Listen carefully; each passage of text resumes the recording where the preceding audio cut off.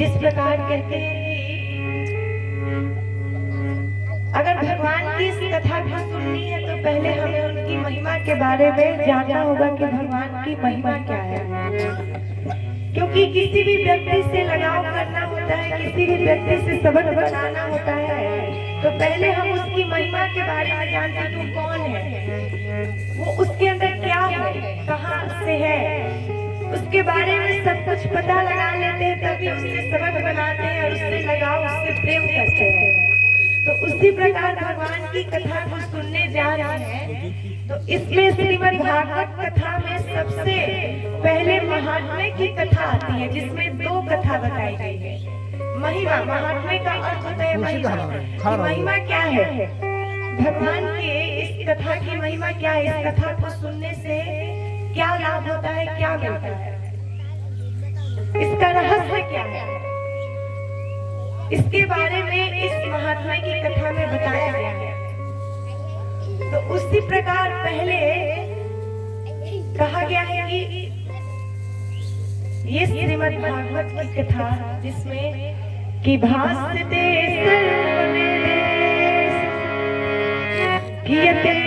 नारदा कि वदन्ति त्रिसुलोकेषु तरन्ति भवसागरा।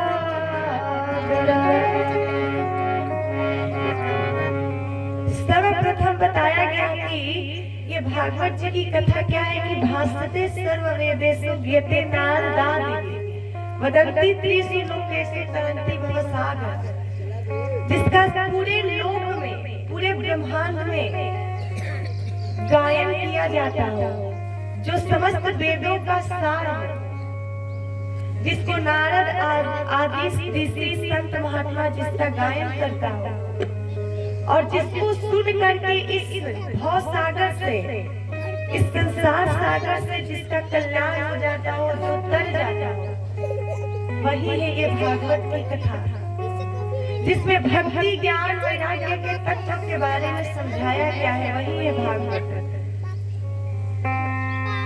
इसीलिए सबसे पहले जो है भक्ति ज्ञान और वैराग्य की कथा ही प्रारंभ होती है। एक बार प्रेम से बोलिए भक्ति महारानी श्री राधे गोविंद सरकार की जय जय श्री राधे।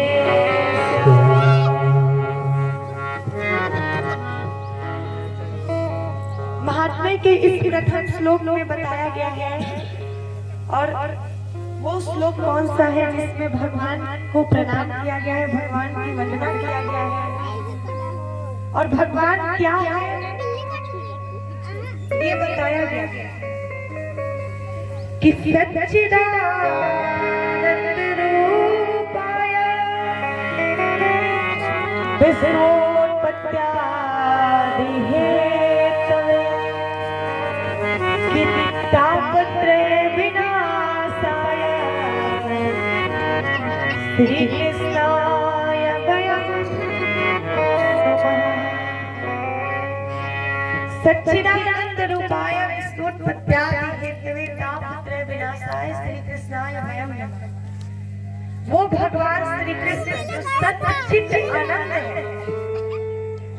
और विश्वोत्पत्त्यादि हित जो इस विश्व के पालन करता, रचना करता, जो संहार करता है, वो भगवान कृष्ण जो इस सृष्टि की रचना भी करते हैं, पालन भी करते हैं और इसका नाश भी करते हैं।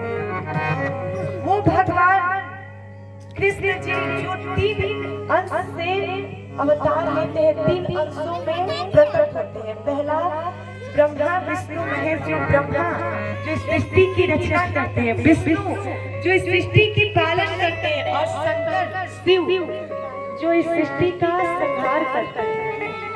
वही भगवान श्रीमन नारायण जो 3 अंश में प्रकट होते हैं।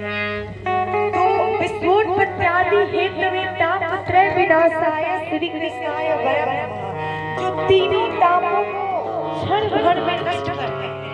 जहाँ भगवान की कथा होती है वहाँ ये 3 ताप आ ही नहीं सकते। यहाँ पे भगवान की कथा हो रही है,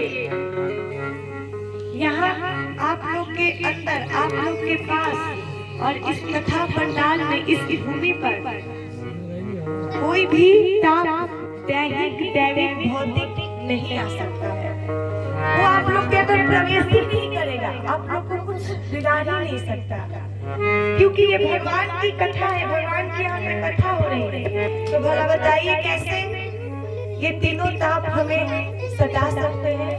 तो वही जो तीनों तापों को नष्ट कर दे श्री कृष्णाय वयम नमः, वो भगवान श्री कृष्ण को यानी कि श्री राधा रानी सहित भगवान कृष्ण को हम बारंबार प्रणाम करते हैं। एक बार प्रेम से बोलिए श्री राधा सरकार की जय जय श्री राधा।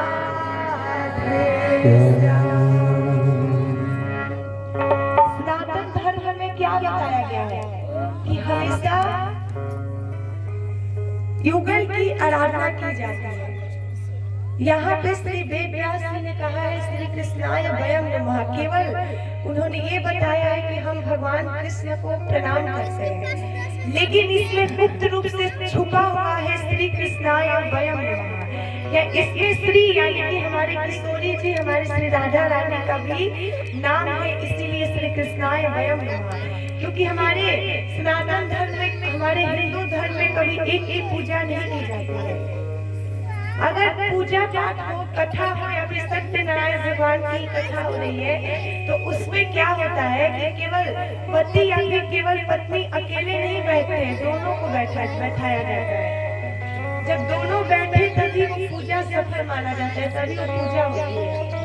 तो उसी प्रकार भगवान श्री राम हो या फिर भगवान कृष्ण हो या फिर भगवान शंकर हो, उनकी कभी अकेले पूजा नहीं की जानी चाहिए, ऐसा शास्त्र बताता है। एक बार प्रेम से बोलिए श्री राधा सरकार, क्योंकि ये शास्त्र में बताया गया है कि कभी आप भक्त भी बनिए तो केवल एक ही नहीं। जैसे माता पार्वती, भगवान शंकर, सीताराम, पहले भगवान श्री राम से पहले सीता मैया आती है तब भगवान श्री राम आते हैं। राधे कृष्ण, पहले श्री राधा रानी आती है तब भगवान कृष्ण आते हैं। इसीलिए अगर भगवान कृष्ण के भक्त हैं तो श्री राधा रानी की भी उपासना करनी चाहिए। भगवान श्री राम के भक्त हैं तो अपनी सिया जी की भी उपासना करनी चाहिए। भगवान शंकर के साथ साथ मैया पार्वती की भी उपासना होनी चाहिए। ये सनातन संस्कृति में, हमारे भारतीय संस्कृति में, हिंदू धर्म में ये बताया गया है। युगल उपासना पे महत्व दिया गया है। एक बार प्रेम से बोलिए श्रीमद् भागवत महापुराण जय जय श्री राम।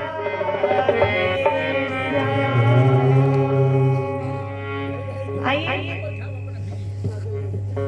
तो हम भगवान जी के दूसरे श्लोक में